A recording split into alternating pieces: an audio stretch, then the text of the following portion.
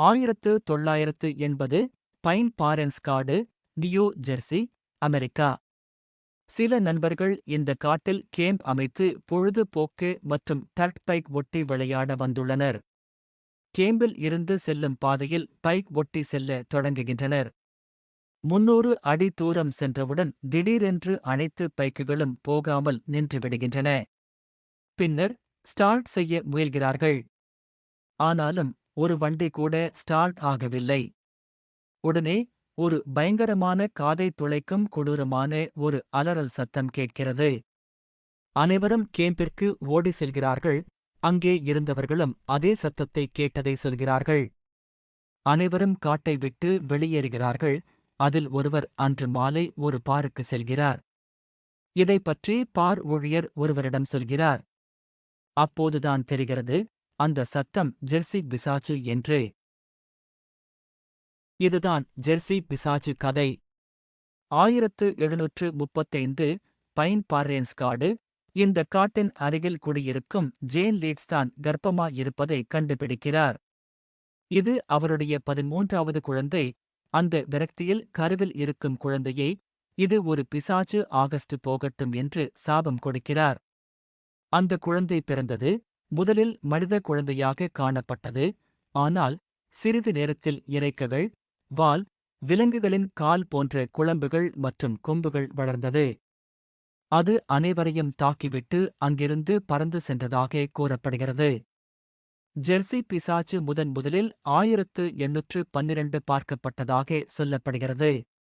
Joseph போனபர்டே தனது estate அருகில் வேட்டையாடிக் கொண்டிருந்த போது ஜெர்சி பிசாசுவை பார்த்ததாக கூறப்படுகிறது.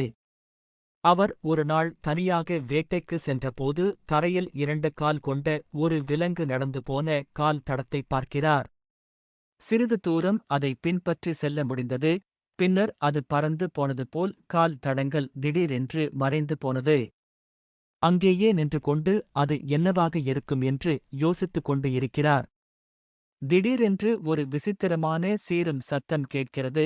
அதை கேட்டு திரும்பி பார்க்கும்போது ஒரு பெரிய இறக்கை உள்ள, குதிரை போன்ற முகம் மற்றும் பறவை போன்ற கால் உள்ள ஒரு மிருகம் நிற்கிறது. பயத்தில் உறைந்து போகிறார். சிறிது நேரம் அவரையே பார்த்து கொண்டு இருந்துவிட்டு அது பறந்து சென்றுவிடுகிறது. அந்த வருடம் கால்நடைகள் பல மர்மமாக கொல்லப்பட்டது. விசித்திரமான கால் தடங்கள் மற்றும் ஜெர்சி பிசாசுவை கண்ணால் பார்த்ததாக பலர் முன்வருகின்றனர். போர்ட்டண்டவுன் மற்றும் மவுண்ட் ஹோலி பகுதியைச் சேர்ந்த பழங்குடி மக்கள் யாரும் பொழுது சாய்ந்த பிறகு வெளியே போவதே இல்லை என்றும் சொல்லப்படுகிறது. 1909 ஹனோவர் மில்லில் கடற்படை தளபதி ஸ்டெபன் டெகாட்டூர் பீரங்கி குண்டுகளை சோதனை செய்து கொண்டு இருந்தார். அப்போது ஜெர்சி பிசாசு அங்கே வந்ததாகவும் தான் அதை பீரங்கியால் சுட்டதாகவும் கூறினார். பீரங்கி குண்டு பிசாசுவின் உடலில் பாய்ந்ததும், ஆனால் அப்போதும் அங்கிருந்து தப்பி ஓடிவிட்டதாக சொல்லப்படுகிறது. அதன் கால்தடங்கள் அருகில் உள்ள வயல்வெளிகளில் கண்டுபிடிக்கப்படுகிறது. ஆனால் மோப்ப நாய்கள் அந்த தடங்களை மோப்பம் பிடிக்க மறுத்துவிட்டதாக சொல்லப்படுகிறது. அதன் பிறகு 1927 சேலம், நியூ ஜெர்சி அருகே ஒரு டாக்ஸி டிரைவர் இரவில் தனது வண்டியின் டயர் மாற்றிக் கொண்டிருக்கும் போது ஜெர்சி பிசாசு அங்கே வந்ததாகவும் அது பறந்து வந்து டாக்ஸி மீது தாக்குதல் நடத்தியதாக போலீஸ் நிலையத்தில் அறிக்கை கொடுத்துள்ளார்.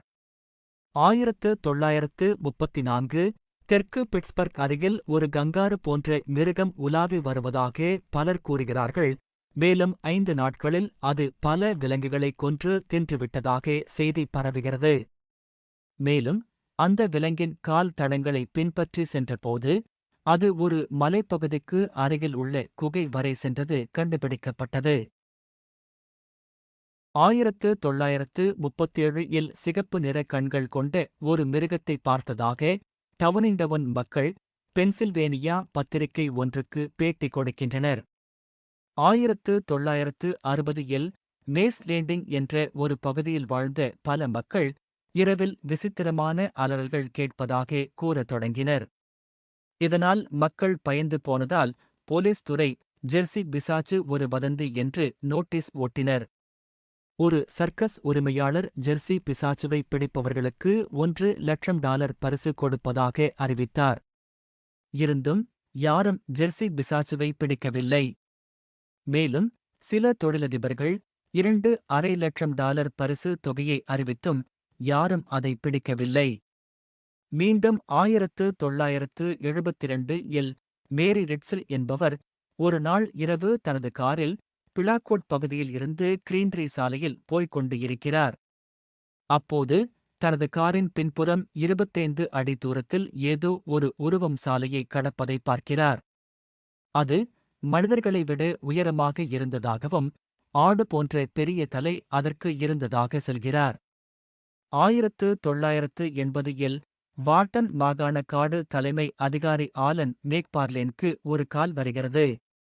அதில் அருகில் உள்ள ஒரு பண்ணையில் பல கால்நடைகள் செத்து கிடப்பதாக தகவல் வருகிறது. அங்கே சென்று பார்க்கும்போது மிகவும் அதிர்ச்சிக்கு உண்டாக்குகிறது. பண்ணையில் வளர்த்தப்பட்ட பல பன்றிகள் மர்மமான முறையில் கொல்லப்பட்டு இருந்தன. தலையின் பின்பகுதியை ஏதோ ஒன்று சாப்பிட்டு இருந்தது. மேலும் உடல் பகுதிகள் சிதிலம் அடைந்து காணப்பட்டது. ஆனாலும் தரையில் எந்த கால்தடங்களும் இல்லை மற்றும் ஒரு துளி இரத்தம் கூட இல்லை. மீண்டும் 1988 ஹோவல் பகுதியை சேர்த்த ஒருவர் தான் ஜெர்சி பிசாசுவை 7 வருடங்களுக்கு முன் பார்த்ததாக ஒரு பத்திரிகையாளரிடம் பேட்டி கொடுத்துள்ளார். 1993 முல்லிக்கா 6 பகுதியில் வன அதிகாரி ஜான் இர்வின் சென்று கொண்டு இருக்கிறார். அப்போது ஒரு விசித்திரமான உயிரினம் சாலையை வழிமறித்ததாகவும் அதற்கு கொம்புகளும் கருப்பு நிறமுடி இருந்ததாகவும் அது தன்னை கூர்ந்து பார்த்து கொண்டே இருந்ததாகவும் பின்னர் பல நிமிடங்கள் கழித்தே அது காட்டுக்குள் ஓடி சென்றதை கூறுகிறார். அதே வருடம் கல்லோவாய் பகுதியைச் சேர்ந்த பிரான் கப்போலா குப்பைகளை அகற்றிக் கொண்டு இருக்கும்போது சுவற்றில் ஏதோ ஒரு உருவம் போன்ற நிழல் தென்படுவதை பார்க்கிறார்.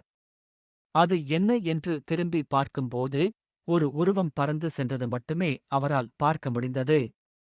இதேபோன்று ரூட் 9 பேவில் போகும் சாலையில் 3 கார்கள் சென்று கொண்டு இருக்கின்றன. அப்போது சாலையில் 10 அடி உயரமுள்ள ஒரு உருவம் ஓடியதை பார்த்ததாக சொல்கிறார்கள்.